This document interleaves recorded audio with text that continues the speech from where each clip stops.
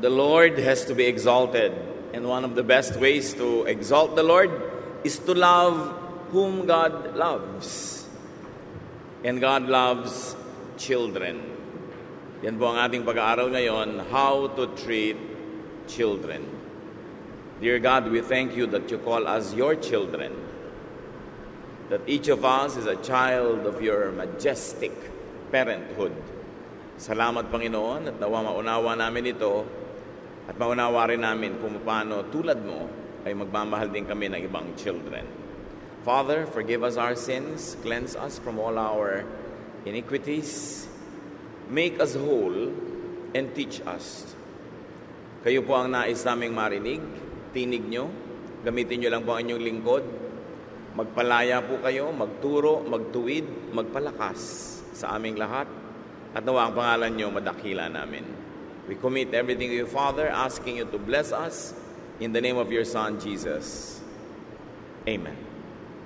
How to treat children. Matthew 19:13 to 15. Some people brought their children to Jesus so that he could place his hands on them and pray for them. His disciples told the people to stop bothering him.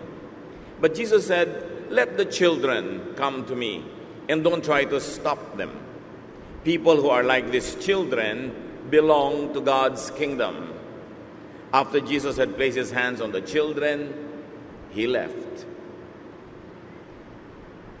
Maraming nagdadala sana ng mga bata sa Panginoon para pagpalain niya, pero pinigil ng mga alagad at ayaw nilang palapitin, at sila ay pinagsabihan ni Jesus, "Hayaang lumapit sa akin ang mga bata, sapagkat ang kaharian ng langit ay tulad sa mga gaya nila." At pagkatapos, binasbasan niya ang mga bata, kinalong, nilapatan ng kamay, bago siya umalis. Historical and archaeological finds strongly suggest that children in biblical times were nobodies. Hindi masyadong pinapahalagahan ng mga bata noong unang panahon. Hindi tulad ngayon na halos ang Panginoon ng mga tahanan ay mga bata na. Pero noon, halos binabaliwala. In fact, children got served as offerings, as sacrifices. Not only to pagan gods, but also unbelievably even to Yahweh. Matatandaan natin that Isaac was to have been offered by Abraham. Nakarecord yan sa Genesis 22:1-19. Mga bata, iniaalay sa apoy, sinusunog bilang offering sa religious activity. Children got sacrificed very, very easily. Tulad ni Jephthah, isang mandirigma, made a very careless vow and had to kill his young daughter just to technically fulfill it. Nasa Judges 11:29-40. Sabi niya, "Papanalunin niyo lang po ako sa digmaan na ito. Pag uwi ko, ang unang sumalubong sa akin, isa-sacrifice ko." Ang unang sumalubong, anak niyang dalagita. Itinuloy niya yung kanyang panata, na hindi naman natin alam kung talagang tinanggap nga ba at gusto ng Diyos yung panata niya, pero pinatay niya yung kawawa niyang anak. Children also got eaten by cannibalistic parents. Horrific. 2 Kings 6:28, sabi ng babae sa hari, "Another woman and I were so hungry that we agreed to eat our sons. She said, if we ate my son one day, we could eat hers the next day." Mga nanay na sa sobrang kagutuman ay naging cannibalistic at nagkasundo na iluluto ang kanilang mga anak. Paano mo ituturo sa Sunday school? Pero ginagawa nila yon. In the olden days, children got massacred for seemingly flimsy reasons. 2 Kings 2:23-24. Mga bata na nanukso na isang propeta, nilapa ng mga oso. Children were readily sold to slavery. Tulad ni Joseph, pambayad sa utang ng mga magulang, ang mga anak nagiging alipin. Marami pa. And in this cultural climate that had very unkind treatment of children, Jesus is like a fresh wind blowing from the desert. He applies His doctrine of love for children. Na sobrang natin ma-appreciate kung atin mo nang talagang titingnan yung background, yung cultural background. Ano ba ang mga bata nung araw? Matthew 19:13, balikan natin, some people brought their children to Jesus so he could place his hands on them and pray for them. At least some people thought that children needed and deserved Jesus' blessings. But people brought the children to Jesus for acceptance, for affirmation, and blessing. Magandang layunin na dapat gawin ng bawat isang magulang. At yan ang kahulugan na tayo nagde-dedicate ng mga bata. Inilalapit natin sa Panginoon for affirmation, for acceptance, and for blessing. Matthew 19:13, his disciples told the people to stop bothering him. Of all people, the disciples were keeping Jesus' love inaccessible, unreachable to children. Sa halip na sila pa ang magdala ng mga bata sa Panginoon, sila pa ang sumasagabal. To them, such requests were bothersome. Abala lang. Even now, many disciples treat believers and other followers as unwanted baggage. Parang abala sa pagiging busy, abala sa ministry, forgetting that the people are really the focus of ministry. Matthew 19:14, but Jesus said, "Let the children come to me and don't try to stop them. People are like these children, who are like these children belong to God's kingdom." Jesus rebukes his overzealous disciples and teaches them not to hinder children from coming near him. Interestingly, it's not only children, but also children. They should not be prevented from getting close to Jesus. They are to be led and allowed to know the real, loving Jesus. Sabi ni Lord kasi, the kingdom of God belongs to those who are like these children. Hindi ibig sabihin lang to these children only, but to everybody else who have the qualities of these children. Childlike, trusting, innocent, dependent, weak. Sabi ni Lord, the kingdom of heaven belongs to people like these children. So, dalawa ang meaning, yung children themselves and people who have the qualities of children belong to heaven.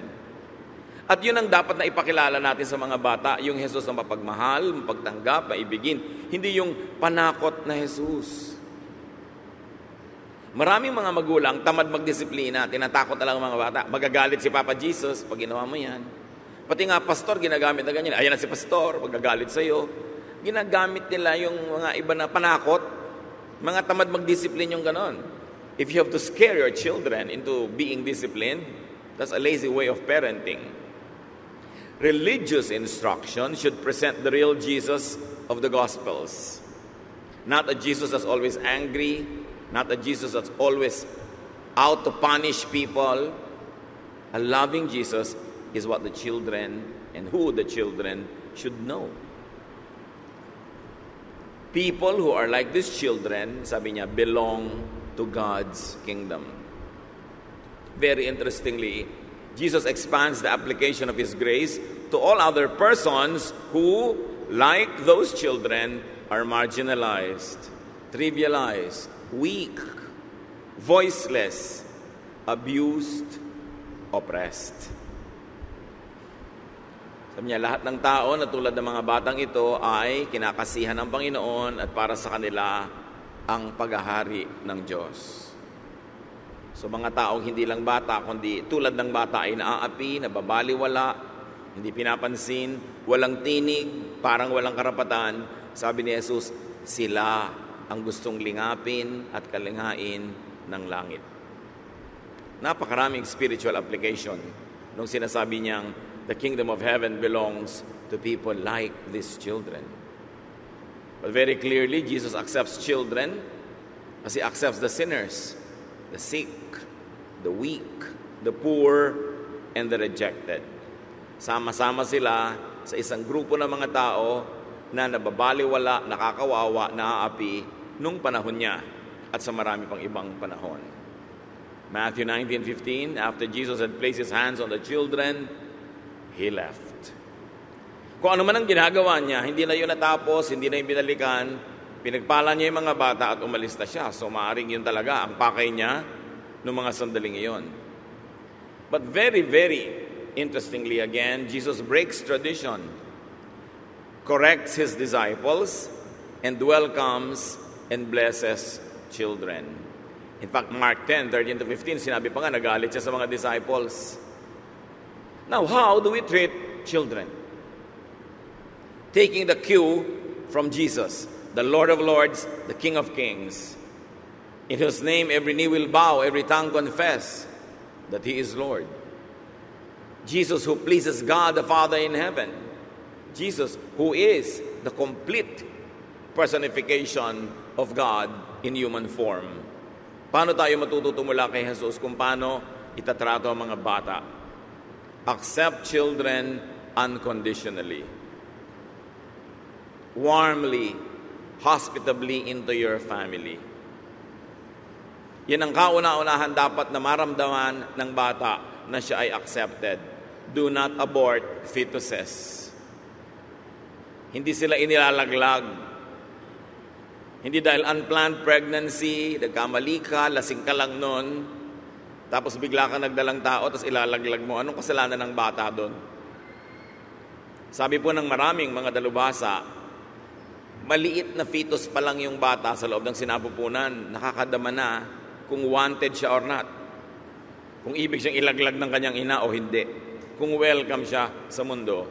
At nagkakaroon niya ng epekto sa kanyang pagkatao, sa kanyang personalidad habang buhay. Do not reject children for their inborn nature.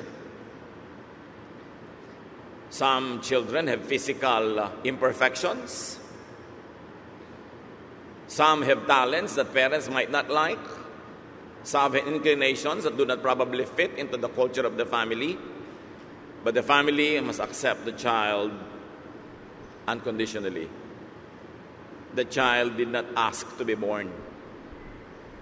Hindi naman niya ipinakiusap o ipilit na ipanganak siya.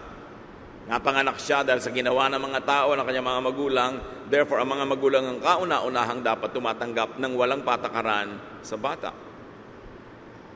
Do not reject children for their inborn talent or lack of it. For inborn physical attributes. Minsan, kamukha nung kapitbahay mong naiinis ka na rin sa anak mo. Minsan, kamukha ng biyanan mo para silang pinagbiyak na yoyo. Mainit tuloy ang dugo mo sa anak mo, sa sarili mong anak. Do not reject children for inborn character traits that they did not impose upon themselves or create. Do not hate children for being born this way or that way, especially if you are the parent or the family. Yes, improve children, help improve children, but do not reject or change them. Not even God changes people. The Lord changed me. May mga bagay na sabi, bakit pray na ako ng pray, hindi na-change? Yun ang nature mo. Pwede mo improvein. You can be the best version of yourself, but you cannot change yourself as you were created.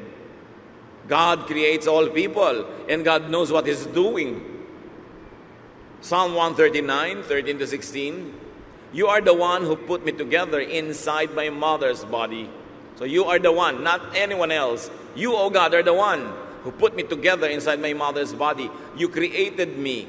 You decided which genes from which grandparents will go into my body and my personality. You decided the mix. Not me. God, you do it. And sabi niya sa verse 14, and I praise you because of the wonderful way you created me. Everything you do is marvelous. Of this I have no doubt. Nothing about me is hidden from you.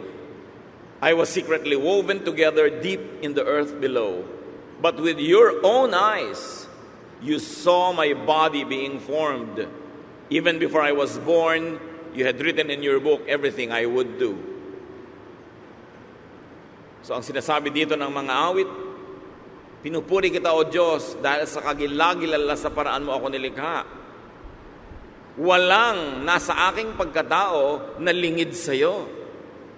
Kayo po ang lumikha sa akin nung tahimik pa lang akong nabubuo sa mahiwagang lugar. Walang nangyari sa akin at nalagay sa aking pagkatao, kulay ng aking buhok, haba ng aking mga bias, kulay ng aking mata, talino ko, walang nalagay sa akin na hindi kayo ang naglagay. At dahil dyan, dahil kayo ang naglagay ng mga ganito,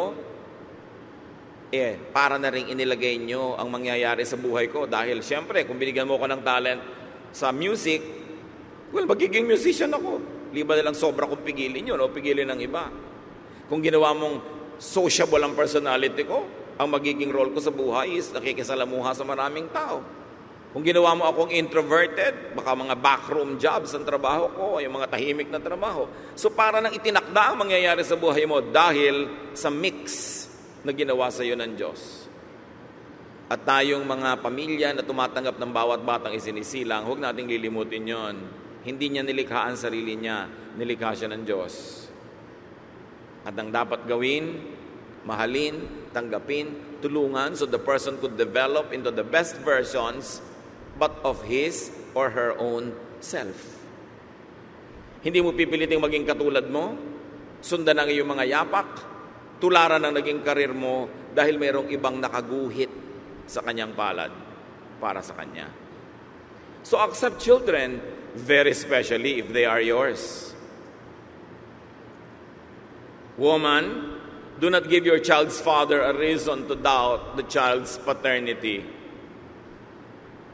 Pag hindi malinaw sa lalaki na anak niya ang bata, paano niya paninindigan, paano niya mamahalin, paano niya susuportahan. At kung minsan, sa kawalang pag-iingat, may mga babaeng nalilito ang 5 lalaki kung sino sa kanila ang anak, ang ama. Kawawa yung bata dahil lahat magtatanggihan. Dahil sino ba naman ang gustong sumambot, sumalo, nang hindi siya tiyak kung kanya nga. Kaya iniingatan talaga ng babae ang kanyang sarili. Para hindi siya pagdududahan, anak ko ba talaga yan? Bakit kamukha ni kumpare yan? Diba? Naglihi lang ako sa kanya. Parang si Maria Clara ipinaglihi kay San Antonio. Naipaliwanag tuloy kung ba't kamukha siya ni Padre Damaso. Dapat maingat dahil yung bata ang nagdurusa. Pag nalagay siya sa sitwasyon ng pagkakaanak sa kanya na questionable sa marami. Love children. Clearly, consistently, fabulously, extravagantly. That's when you can never be wasteful. Because love always accomplishes its beautiful mission. Maraming mga tao, kaya nung lumaki, masungit, mailap, mahiyain, masamang ugali, etc., etc., dahil kapos sa pagmamahal na natanggap ng bata. This feeling of not being loved enough while a child could haunt a person all her days, all his life. Yung kulang sa pag-ibig na hindi natanggap ng bata habang bata, napakahirap punan o takpan pag adult na siya. At napakarami mga tao, dysfunctional yung character, mahirap pakitunguhan. Ang pinagmumulan pag nag-research ka, a terrible childhood. A childhood that is spent not being loved, not being cared for, but in fact being rejected and sometimes even abused. Ang bawat sugat na nililikha natin sa puso ng isang bata ay halos hindi naghihilom buong buhay pag hindi nadala sa paanan ng Panginoon. Kaya hanggang ngayon, marami mga tao, merong mga sari-saring anxieties. Yung mga batang laging iniiwan, hindi minahal, kulang sa yakap, kulang sa lambing, may mga separation anxiety. Kahit sa high school friend, nagagalit pag nagka-boyfriend na yung kaibigan niya, nagsiselos na kasi gusto na niya mag-attach. Kahit sa mga office mate, pagka naglakaran, hindi siya kasama, masama ang loob. Kahit sino talagang aalis, kay boyfriend niya o boyfriend ng kaibigan niya, hirap na hirap ang loob niya. Hindi maka-adjust pag may taong lumalayo. Kasi nga, buong buhay, wala naman siya kasama, walang kapiling, walang masandalan, walang masilungan. Kaya pag nakakita ng kahit sino, nagbigay ng kahit konting pagtingin, para ng talabang kakapit. Lilimutin na ang karunungan, lilimutin na ang katalinuhan, lilimutin na ang katwiran, dahil nakakita ng konting pagtingin. Kawawa ang mga batang hindi pinapalaki ng busog sa pagmamahal. Laging yun ang hanap-hanap. Kaya marami mga batang babaeng lumaking walang tatay sa bahay, ang nagiging mga boyfriend, mga mukhang tatay, mukhang lolo. Nakadalasan may asawa at mga sariling anak kasi meron siyang longing to belong to a man who has a family, to belong to a family. Nagkakariwariwara ang buhay ng babae. At ganoon din naman yung mga lalaking lumaking walang tatay sa bahay o walang nanay. May kulang na laging hinahanap. Napakadali tuloy dayain, napakadaling paibigin, at napakadaling masaktan. Gawa ng mga magulang na dapat sana'y nagmahal o pamilyang dapat ay umibig. How else do we treat children? Bring children up in the knowledge of the Lord. Dapat maunahan ang isip ng bata na ang laman ang Panginoon, ang karunungan ng Panginoon, ang katuruan ng Panginoon, para hindi maagaw ng iba't ibang mga nag-aagawang mga karunungan na tutukso sa kanya yung lugar na para sa Panginoon. Pag nauna na yan, nauna na. Mahirap na yung palitan o matabunan ng ibang mga katuruan. Kaya sinasamantala natin habang mga bata ay bata. Tinuturuan ang mga salita ng Diyos. At tuwing kaya, pinapag-aral sa mga matitinong Christian school na kahit wala ka, hindi kanya kapiling, alam mong ang naituturo sa kanya, mga bagay na mga Diyos. Napakahalagang investment sa kanyang sariling pagkatao yon. Teach children clear moral values. To know right from wrong. Para buong buhay dala nila. Proverbs 22:6, teach your children right from wrong, and when they are grown up, they will still do right. Yung mga ibang magulang, mag-aasawa na yung anak, o lalayo, magtatrabaho, ilang taon na, 24, 23, 22, 27. Huwag na kayong mag-alala kung naturuan nyo ng tama yan buong bata, hindi na niya yun ihiwalayan. Nasa kanya na yun, siya na yun. Maligaw man ng konti, madapa man ng konti, lumihis man ng landas ng konti, konti lang, hindi sobrang lalayo, at bumabalik din. Kasi siya na yun. How do you make up for times that you missed to teach them because they were not with you when they were children? Kaya malaki pong dagok sa buhay ng ating lipunan, yung napakaraming lumalayo, nag-a-abroad para magtrabaho just to survive. We understand that people have to find livelihood, that you want to be able to earn more, to provide for the material needs of your family better. But this separation of families should not be prolonged.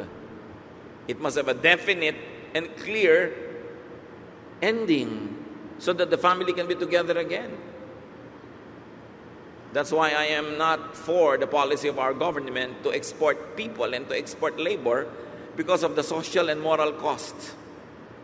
Our people pay a very high price for the $16 to $20 billion that overseas workers sent to this country, that our government people squander foolishly. Napakalaki. $20 billion, ilang drum na luha ng lahat ng nangungulilang ina, ama, asawa, anak, ang bumubuo ng billions of these dollars. Ang laki ng cost. Kaya lagi kong ipinapayo, lalo sa mga bago pa lang mag-aasawa, planuhin nyo na huwag maghiwalay. Planuhin nyo na maghanap ng mga hanap buhay, mga sideline, mga negosyong magkasama kayo so you can raise your children together. Kasi kahit umuunlad ka financially, napakalaking karukhaan na hindi malimliman ang inyong mga bata habang sila'y lumalaki. Lalo pag nagiging mga teenager na kailangan maunawa, naiiwan sa mga lolang pagod na. Paralyzed na yung lola, mag-aalaga pa ng anak. Hindi siyempre, pagod na yun. Hindi na masipag magdisiplin. O kaya OA magdisiplin ng mga old maid na mga tita. Walang balance.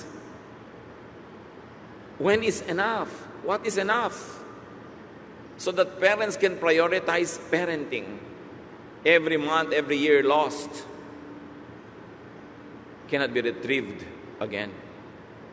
Mahalaga. Hindi natin kino-condemn yung pag-ihiwalay dahil sa trabaho, pero yun naman sobrang habaan. Sometimes you go abroad for need, but please don't stay too long for greed. Dapat need lang. Tapos magbalik ka na, magsama-sama na uli. Kawawa ang mga bata.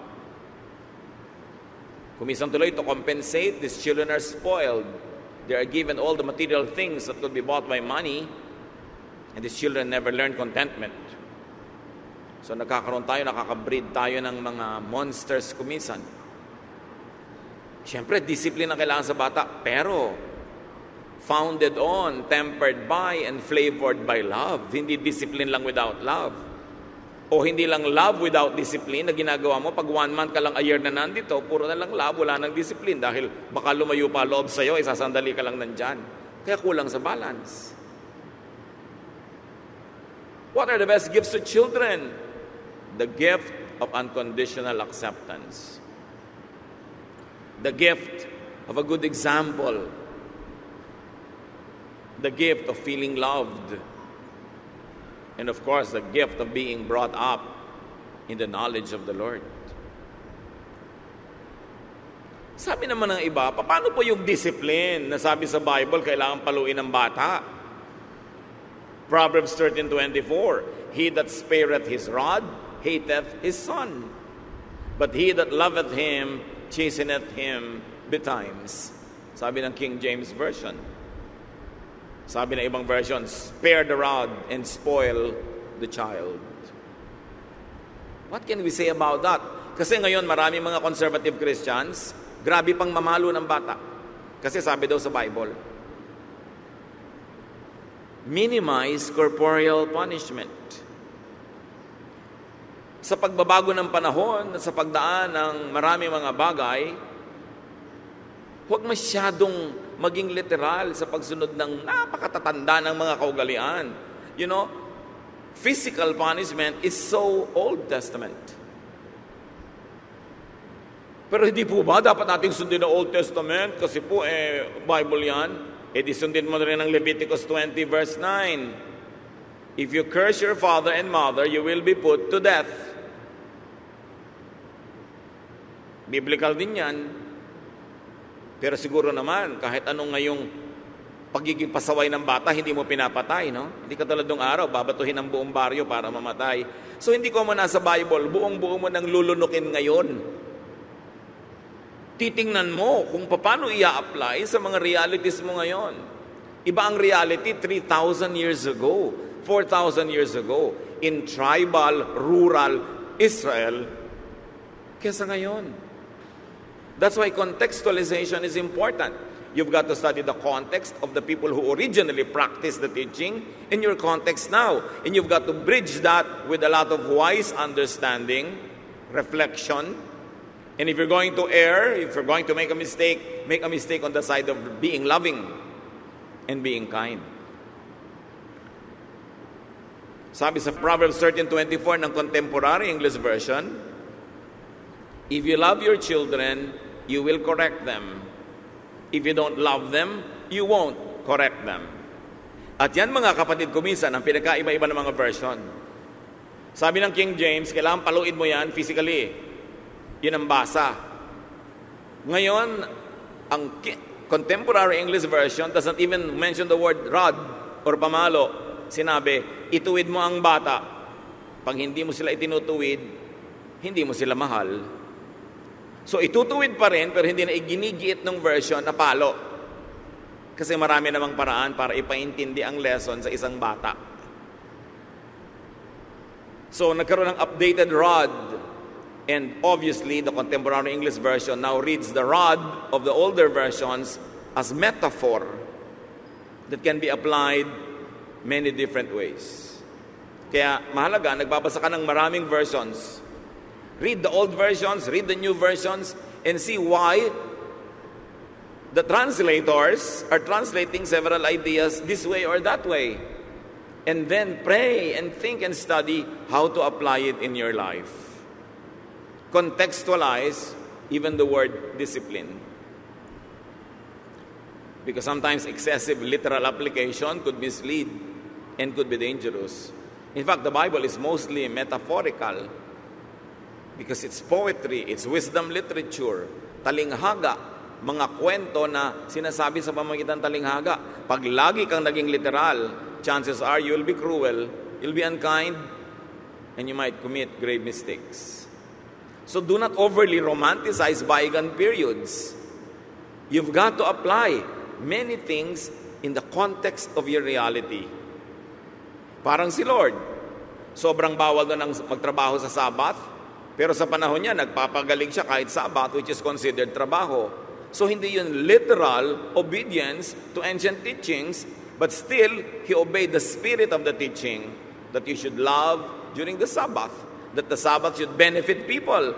And if working benefits you, then by all means work.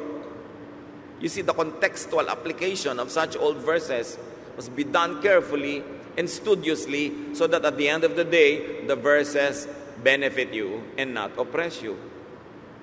Because God is kind and God is loving. And Jesus wants you free. Teach children to be loving. Kawawa ang batang hindi marunong magpahayag ng pag-ibig at pagmamahal. Laging nagtitimpi, sinasarili, laging hindi nagpapahayag kasi hindi naturuan, hindi na-encourage na magpahayag.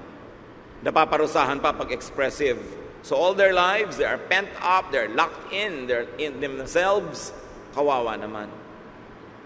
And of course, teach children to work hard and to be fruitful. Do not reward laziness. Kailangan tinuturuan sila to be responsible for their actions and to receive graciously the results of the things they do. And of course, teach children to relax and enjoy life. Life is a gift of God to be enjoyed. It is not a problem to be solved. Sa pagpapalaki natin sa bata, makikita natin kung anong attitude niya paglaki.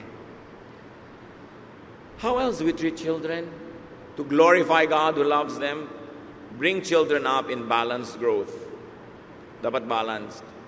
Make and help children grow physically, mentally, socially, spiritually, like how Jesus grew up. Luke 2:52, Jesus became wise and He grew strong. God was pleased with Him, and so were the people. So Jesus grew intellectually, physically, spiritually, and socially. Balanse. Titingnan natin yun sa mga bata. Very especially, do not teach children and train children to be prejudiced. Yung hindi naman nila kilala yung tao, ginadjudge nila kasi sa dinner table nyo, naririnig, ay naku, alam mo, pagkagilagid maitim, traidor. Ganyan agad makwentuhan ng mga tao. Kaya pag nakakita siya ng maitim na gilagid, judge na niya agad yung tao. Ay, alam mo, pagkakulot ang buhok, tamad, etc., etc. Pagka taga-norte, ganito. Pag taga-south, ganun. Nadidinig ng mga bata, they become prejudiced. Do not teach children to be bigoted, to be specifically hateful of people because of reasons that are not founded on reason. Hindi naman reasonable yung reason na yun. Do not teach children to be self-righteous and judgmental and narrow-minded, especially in a religious context. Nahayaan mo anak, lahat yung mga neighbors natin, pupunta sila sa hell. Kaya punta tayo kay Papa Jesus. Sabi ng bata, praise the Lord. Ang mga itinuturo mo, yung matuwa pa siya kung may pupunta sa hell dahil hindi nyo kasama sa sekta ninyo. What kind of mentality will these children have all their lives? Respect children, very especially. Sa ating kultura, sobrang pagtuturo na respect elders, we forget the flip side, which is respect children. Dapat yung ginagalang natin. Hinahayaan natin kumisa mag-isa kung gusto. Hindi mo laging tinatanong kung ayaw sumagot. Hayaan mong mamaya na lang pag nasambod na siya. Hindi laging ikaw masusunod na parang meron kang laroang susian, debaterya, na kailangan sumunod pagka gusto mo. And do not needlessly hurt their feelings. Ang mga bata, hindi natin nararamdaman, maramdamin yan. Nadidinig lang mga usapan. Meron pa, lalapit sa akin, dala-dala bata. Pastor, ito mga anak ko, napaka-hard-headed. Kasi kung kailangan mo talaga sabihin, nandidinig niya, ba't di mo isigaw sa loob ng tenga niya, hard-headed. Mga taklesang ina. Ito pong anak ko, laging bagsak sa school. Talagang kailangan mo siyang embarrassin. Tumitigas tuloy yung puso, lalong tumitigas ang loob at nagdadabog-dabog. Kasi kung minsan hindi marunong mag-handle ang matatanda. And do not abuse children, verbally, physically, emotionally. Ingatan nyo ang mga bata dahil pwede silang ma-abuse ng mga nakikitulog sa inyo mga bisita, lalo kamag-anak. According to studies, most who were abused sexually when they were kids were abused by relatives, trusted relatives. Of course, people you do not trust have no access to the children. So it is the people that you trust that should be on the list of your suspects. Of course, do not tell them naman, suspetsa kayo. Pero iingatan yung mga bata. Wala kayong kamuang-muang, nagpapatulog kayo doon sa kwarto niya ng kung sino-sino nagdadatingan sa bahay nyo, namamales pala sila. They don't know their rights, they don't know if they'll be afraid, they don't know what to do. Walang kamuang-muang ng mga magulang, ingatan nyo ang mga bata sa mga teacher, mga overnight camping, mga overnight parties. At kung minsan, kahit sa mga religious leaders and counselors, na-abuse sa mga bata. Huwag kayong parang natutulog sa pansitan na nakatungangan, nanonood ng hangin. Be alert when adults are with your children. At tuturuan nyo sila, anak, pagka merong hihipo sa'yo dito, may hihipong ganun, may halik sa'yo, huwag kang papayag, kahit sino. Kahit ka mag-anak natin, sumbong mo agad, pagalitan mo agad, huwag kang papayag. Kasi pag lagi natin tuturo sa mga bata, puro po at ang opo, na-abuse. You've got to teach children to say no. You can always tell them, anak, you can say no, but just say it politely. You may disagree with what is being told you, but disagree politely and nicely. You don't always have to obey everything. Kasi sa pag-obey nila ng mga demented, mga calloused, and mga abusive adults, napapahamak sila. Kawawa ang mga batang hindi naturuang tumanggi, pumalag, o maghindi. Minsan buong buhay nila sila'y naapi. At naapi na, hindi pa malaman kung paano tatanggi kasi hindi naturuang tumanggi. It's part of good training because there is so many things in this world that we have to refuse. Train the children to refuse. Nicely, politely, but firmly. Especially, teach them the basis of what to refuse and what to accept. Right from wrong. And of course, do not exploit children. At kung matatanda na tayo ay tinutulungan ng ating mga anak, do not be abusive in dependence and expectation. Maraming mga anak na hindi na makapag-asawa, hindi na makagawa ng future, hindi na magawa ang gusto nila dahil dumagan na sa kanila yung buong pamilya. Do not exploit and abuse, especially when they're already earning money. 2 Corinthians 12:14, parents are supposed to take care of their children. Hindi laging sila pa yung pabigat. Sila yung hadlang para matupad yung mga pangarap ng kanilang mga anak.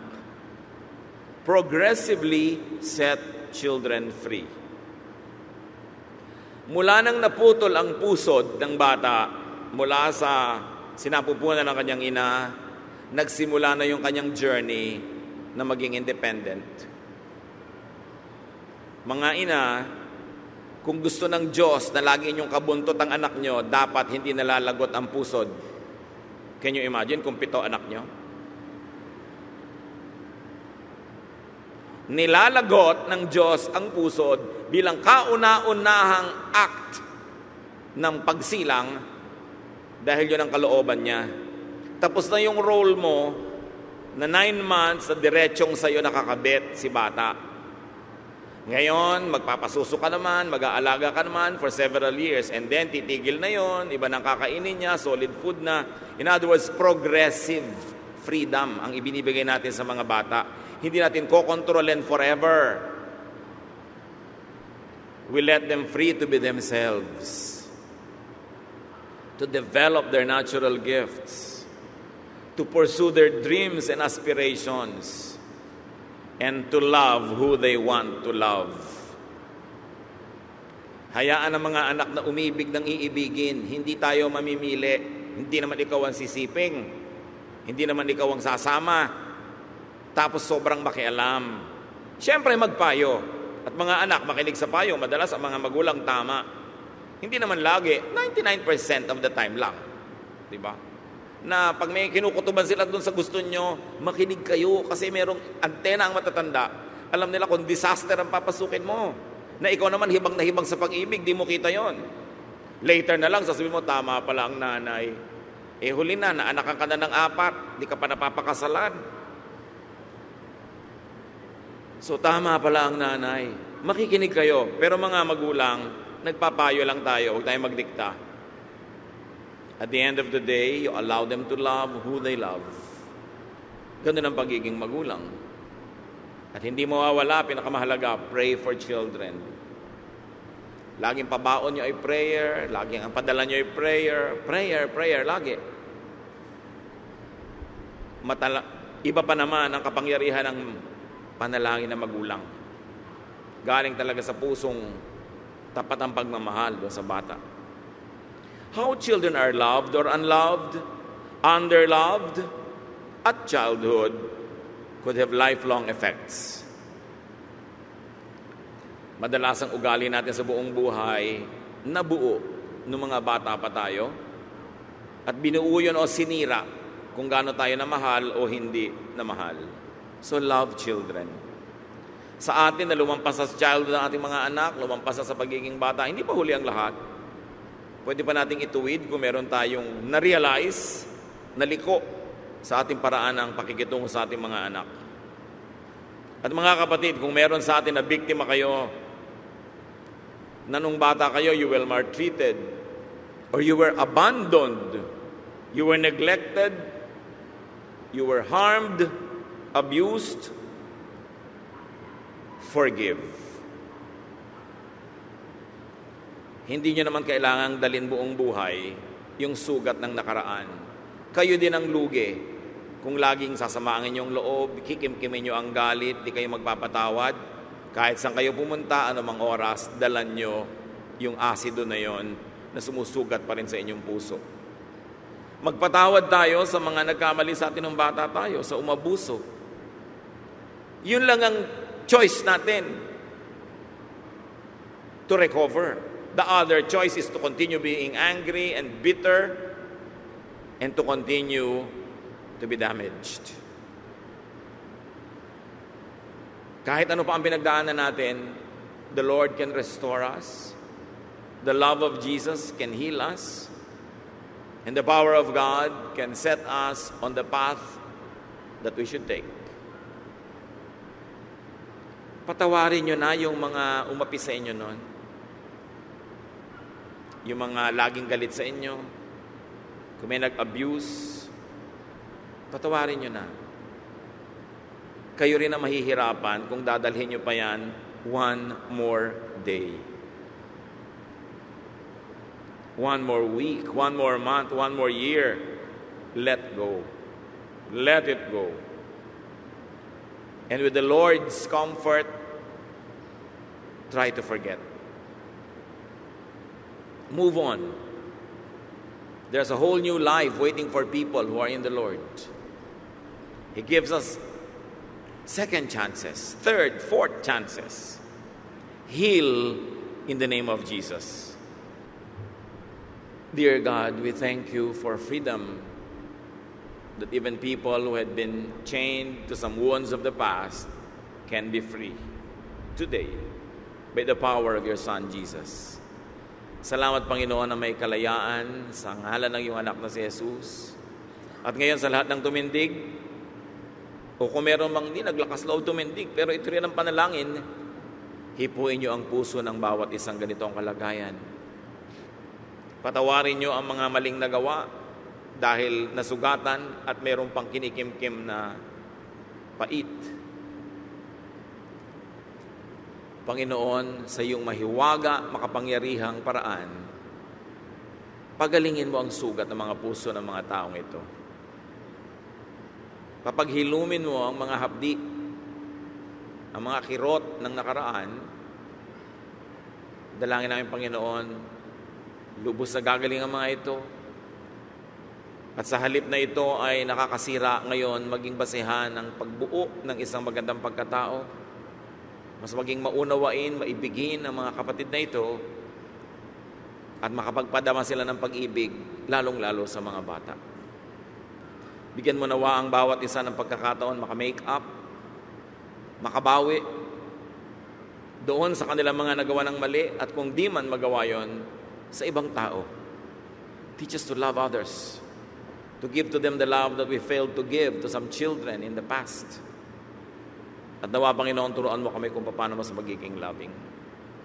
Salamat, Lord, sa pagkakataong ito na pwedeng makipaglinawan sa inyo, that we could clear the air and seek forgiveness for sins that probably have laid buried and forgotten but continue to haunt our spiritual lives. Pawiin niyo po, Panginoon, ang mga sumpang sumama sa paggawa ng mali sa mga inosenteng bata. At kung may mga pagpapala kayong na-withheld, hindi na ipadala, hindi na ibigay dahil sa mga kasalanang ito, Lord, as your people seek forgiveness, or you open the floodgates of heaven and release unto such people the blessings that you've always wanted to give them. Salamat, Panginoon, dahil pwede kaming magbulay-bulay kung paano mamahalin ng mga bata. Nawa, ang bawat batang ipinagtitiwala mo sa amin sa iba't ibang paraan, kung kami ay magulang, kami ay kamag-anak, kapatid, mga lola at lolo, o mga guro, mga iba't ibang papel namin sa buhay, teach us to be sensitive to children, mapabauna namin sila ng pag-ibig at pagiging makadiyos na magpapalakas sa kanila buong buhay. And ask God to give you more personal applications sa ating pinag-aralan.